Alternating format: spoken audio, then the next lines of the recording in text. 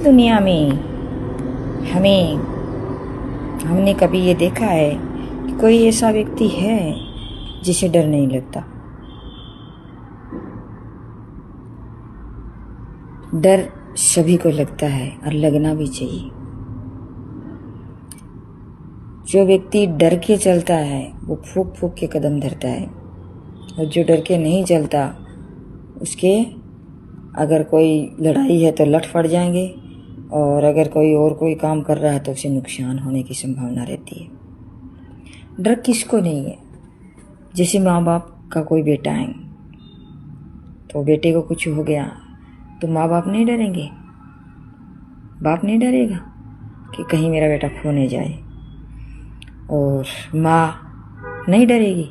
और अगर वो नहीं डरेगी तो वो कहें कि माँ है, फिर तो माँ को डर नहीं लगेगा कि मेरा बेटा खो नहीं जाए। डर सभी को होता है और डरना भी चाहिए।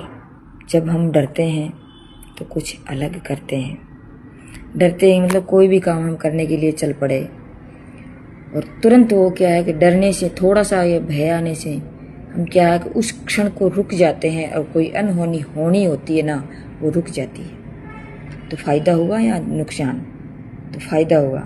तो कोई भी जैसे भय की वजह से या फिर हम कोई कुछ क्षण के लिए हम रुक जाते हैं डर की वजह से, तो हमारी कोई बड़ी समस्या आने वाली थी वो रुक जाती है। और हम निर्णय लेने में, हम कुछ सोचने में और समझने में, और थोड़ा सा टाइम जब हमें मिल जाता है तो हम वो क्या है कि वो भी काम करते हैं, तो वो मतलब एक उस काम को अच्छे से करने के लिए तैयार हो जाते हैं टाइम मिलने से। और कभी कभार मैंने बहुत से व्यक्तियों को देखा है, ज़्यादातर तो आजकल तो महिलाएं भी ऐसे होने लग गई हैं, लेकिन पुरुष लोग बहुत ज़्यादा करते हैं। तो उसमें क्या है कि जैसे मान लो कि कोई समस्या आई, कोई जो दुख की घड़ी आई या कोई खुशी की घड़ी आई, तो क्या करते हैं, खुशी में हंसी को रोक लेते हैं, तुरंत उसको रोक लेते हैं, हंसते नहीं हैं, बस अपने तर्राटे में रहते हैं। दुख आया तब भी वो नहीं रोते हैं, क्योंकि हम जैसे रोएंगे तो कोई लोग क्या सोचेंगे। हालांकि कोई जैसे हो जाती है कोई घटना, जैसे अपना प्रिय कोई चीज़ ख़त्म हो जाती है, चाहे माँ हो, बाप हो, भाई हो, परिवार हो, रिलेशनशिप हो या मित्र हो, कुछ भी हो, जैसे कोई ख़त्म हो जाता मानो, तो क्या है कि तुरंत क्या है कि उसको रोज आता है तो भी वो रोकने का प्रयास करते हैं। तो ये हमारे शरीर के वेग हैं। रोना है, हंसना है, आंसू आना है, पसीना आना है, पेशाब आना है, लेटरिन आना है या छींक आना है, ये हमारे शरीर के वेग हैं। अगर इन वेगों को हम रोकेंगे तो हमें नुकसान होगा। तो वेगों को उड़ेल देना प्रॉब्लम नहीं है, वेगों को रोक लेना प्रॉब्लम है। अगर मान लो जिस वेगों को निकाल देते हैं बाहर तो हमें कोई दिक्कत नहीं होगी, लेकिन हमारी क्या कमी है कि हम क्या करते हैं, उन सभी चीज़ों को रोकते हैं। तो एक समस्या तो है और दूसरी समस्या फिर से खड़ी हो जाती है।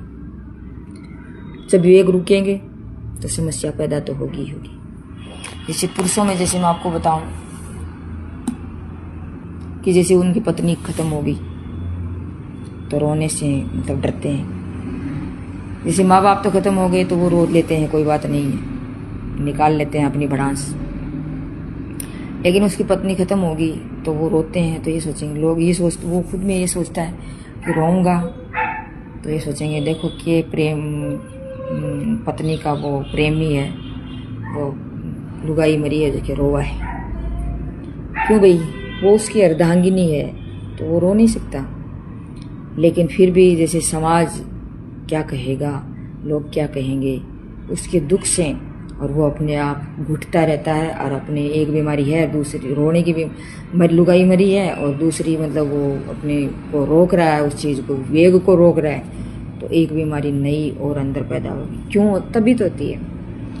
महिलाएं क्या करती हैं, प्राय अपना वो भड़ास निकाल लेती हैं, रो लेती हैं, लेकिन पुरुष लोग बहुत कम रोते हैं। ये सोचेंगे कि यार के रांड थोड़ी है कि वो आदमी है, पुरुष ने तो पुरुष है, तो क्या पुरुष के वो टोकरे लटके आगे वो उसको मतलब रोना नहीं है, रो लेना चाहिए। अपने वेग हैं उनको निकाल लेना चाहिए। जितना वेग बाहर निकालोगे, योग भी यही कहता है कि जितने वेग आप बाहर निकालोगे उतना ही आप हल्के होंगे और आपको बेनिफिट मिलेगा। ये एक जीवन का एक आधार है, एक जीवन जीने का एक तरीका है।